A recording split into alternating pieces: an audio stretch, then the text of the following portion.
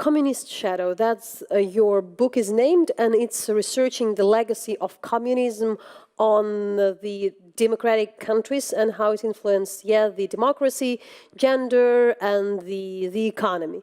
So really, being now in Ukraine, we're absolutely curious, what are your findings? What we did in the book was we looked at attitudes, sort of fundamental questions, like what citizens think about democracy, what they think about markets, what they think about social welfare, whether the state should provide social welfare, and what they think about gender equality.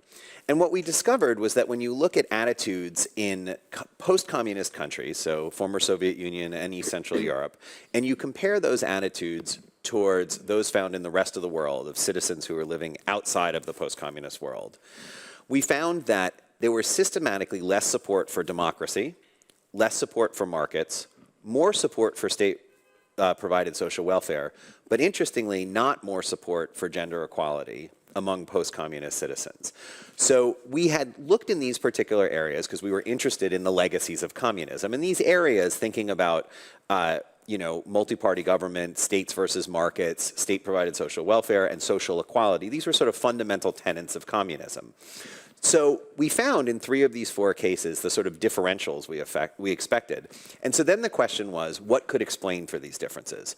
And in the book, we look at 2 sort of general classification of explanations. Why it then happened that the people who lived through the really authoritarian regime and who have probably the victims in their families really would be so, and how it's really differences with the countries where you just have the, like Spain, France, or Chile, where you have the popular but then never kind of a governing communist movement, where you still have the sentiment. So how you explain all that? We didn't know what we were going to find. There was a possibility it could be the opposite, right? That what you would find is a reaction to communism, and you would find a democratic surplus in more people supporting democracy in post-communist countries than you did in the rest of the world.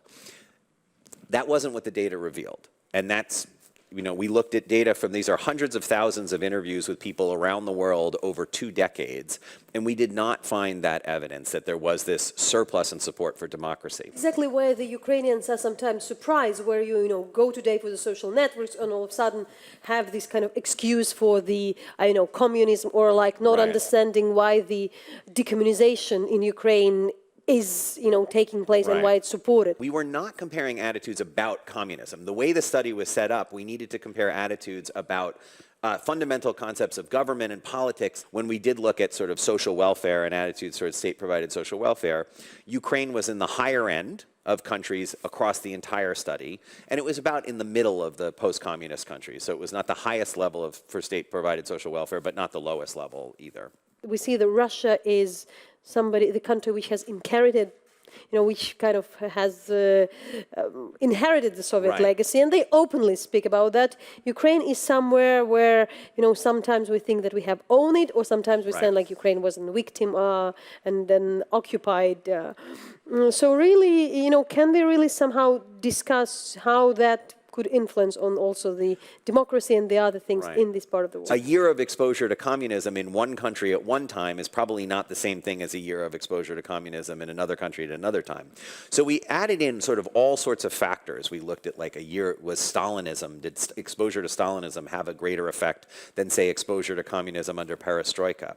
And apropos the question you just asked here, one of the things that we looked at was whether homegrown communism, so communist regimes that sort of came from within, so Russia, Czech Republic, places where communism, the movement kind of came from in, was different from imposed communism, was basically imposed on the country.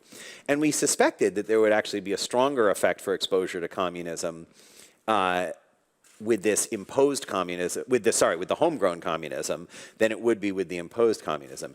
As it turned out, that was not really the case. We found very little evidence for that, and in some cases we found the opposite evidence, where there was even stronger exposure effects in places where it was imposed than where it was homegrown, which might be suggestive of places where communism was imposed.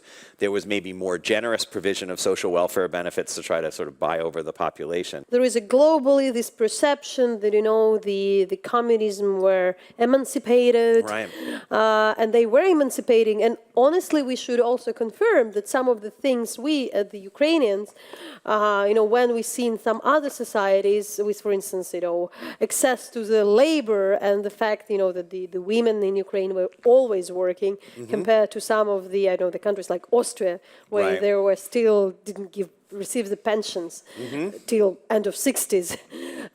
That was pretty surprising, but still, what have you found? Yeah, so that was what we thought. Social equality was an important part of communist doctrine. There were obviously real attempts in communist societies to try to provide for gender equality. But what we found when we looked at the data is that this surplus of support for gender equality, the way we found it in a surplus of support for state-provided social welfare, does not exist. If anything, there's actually, in the post-communist era, less support for gender equality than there is in other countries, although it's not very strong evidence in that regard. We think that there's a sort of stronger gap between rhetoric and reality in terms of gender equality than there is in these other issues. So if you think about markets, it really was, communism was state-run economies despite some variation, in individual countries. In terms of democracy, you can say what you will about rhetoric, but these really were single-party states almost exclusively. And the state did provide rather generous social welfare benefits in most cases under communism. But when you turn to gender equality, right, there was a lot of talk about gender equality, but you rarely, if ever, saw women in the Politburo. You rarely, if ever, saw women in leadership positions in industry. There was a lot of emphasis on women entering the labor market, but then there's a lot of, if you talk to people who work on this, the question was that if you may have had women in the labor market, but was labor at home, was the work in the home shared across men and women? Most of the time the answer will be no. Women were in the labor market, but they were also carrying out a great deal of responsibility at home. So we think that's one explanation, that it might be this gap between rhetoric and reality.